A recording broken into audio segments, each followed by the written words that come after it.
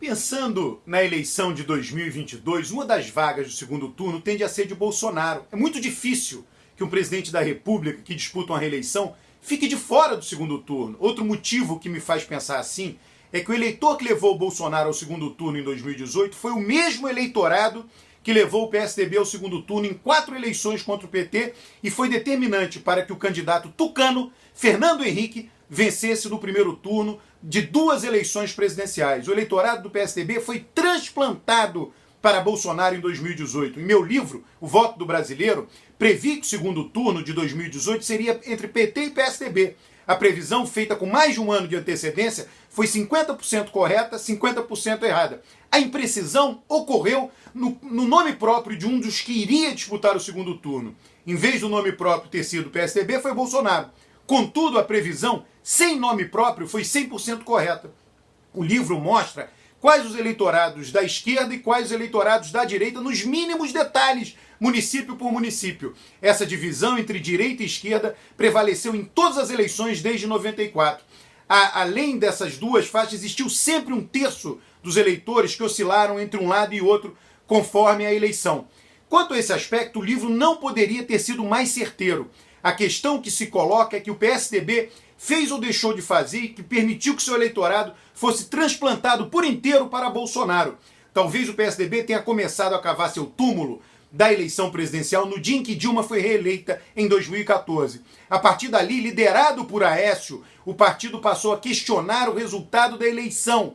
Considero surpreendente que Aécio, neto de Tancredo Neves, um dos políticos mais sábios do Brasil e um grande democrata, tenha feito o que fez. Certamente Tancredo se revira no túmulo até hoje por causa desse comportamento de Aécio. Quando Aécio colocou em dúvida a lisura da eleição de 2014, ele cometeu o erro crasso de fragilizar a democracia e o sistema político. Ele disse para todos os seus eleitores: não reconheçam o resultado das urnas. Disse que o processo eleitoral tinha sido fraudado, tinha fraudado a vontade dos eleitores. Ele estava plantando a semente que veio a ser regada com muito empenho pela Lava Jato.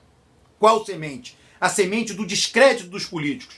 Aécio abriu assim as portas da radicalização pela direita. Ele convocou o eleitorado fiel ao PSDB a se tornar mais radical ao ponto de apoiar e ser simpático à ideia de fraude do processo eleitoral. Aécio e o PSDB não pararam aí. Eles incentivaram sobremaneira o discurso radical contra o PT pela direita ao apoiarem várias pautas bomba que inviabilizaram completamente o governo Dilma, ao votar a favor das pautas bomba, que pioravam a situação fiscal do país. Eles estavam dizendo para seus eleitores: não importam os meios, o fim maior é prejudicar o governo do PT, o governo de Dilma. A mensagem era clara, a finalidade era tão somente criar os maiores problemas possíveis para o PT.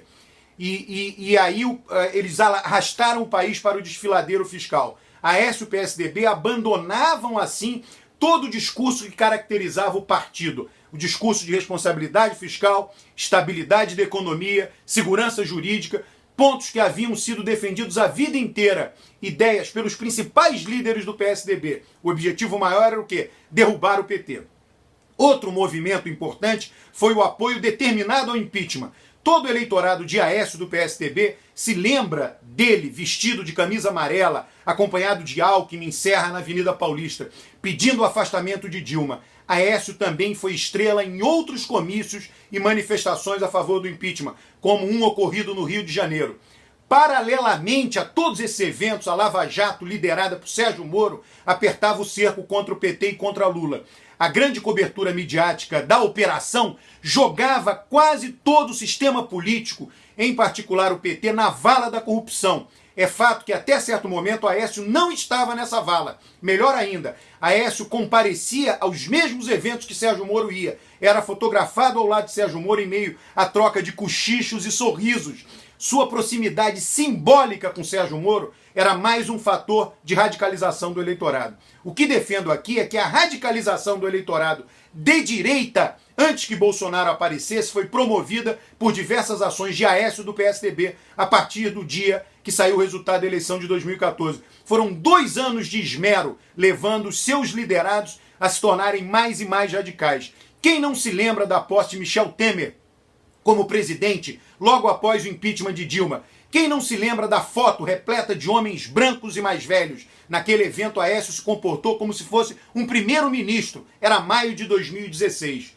Pouco menos de um ano mais tarde, em março de 2017, Aécio iria sucumbir ao que todos chamam de Joesley Day, aqueles grampos das conversas telefônicas, nos quais Aécio negociava milhões de reais, brincava com a conveniência de matar um eventual delator, que era seu primo. O arauto da moralidade, o cavaleiro antipetista, o líder da radicalização, deixaria órfão, a partir daquele episódio, seu eleitorado. O quase vencedor da eleição de 2014 estava soterrado, abrindo caminho para que Geraldo Alckmin assumisse a candidatura de um PSDB combalido por esse escândalo que envolvera Aécio. O Joesley Day foi responsável pela debacle tanto do PSDB quanto de Aécio. Porém, só viríamos saber disso na eleição de 2018.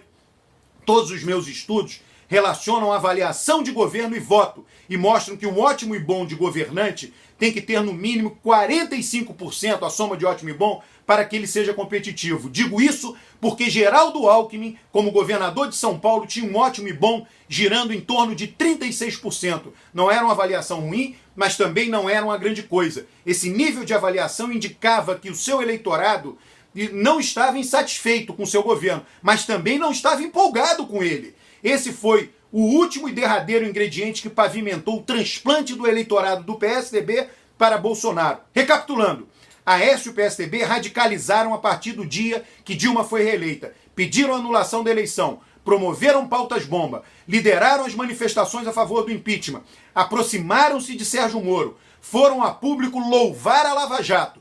Tudo isso levou os seus eleitores mais para a direita, em particular os do estado de São Paulo. Por outro lado, Aécio foi pego em áudios demasiadamente comprometedores, que carimbaram nele e no PSDB a pecha de corruptos, e Alckmin não vinha fazendo um governo tão bem avaliado em São Paulo.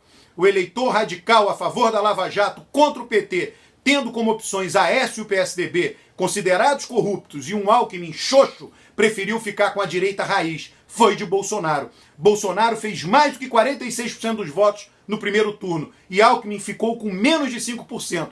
Os mapas eleitorais do meu livro, O Voto do Brasileiro, quando colocados ao lado do mapa eleitoral do segundo turno da eleição de 2018, revelam o óbvio. O segmento do eleitorado que votou no PSDB por 6 eleições seguidas migrou para Bolsonaro e continua apoiando o seu governo. Mais do que isso, o governo Bolsonaro tem dezenas de técnicos de segundo escalão anteriormente ligados ao PSDB que não escondem de ninguém que apoiam a política econômica de Bolsonaro e se sentem muito à vontade com isso. Não será fácil para o PSDB reconquistar o eleitorado que lhe deu 2 vitórias presidenciais e o colocou como segundo colocado em 4 outras eleições. Esse lugar está devidamente ocupado por Bolsonaro, com a ajuda do PSDB.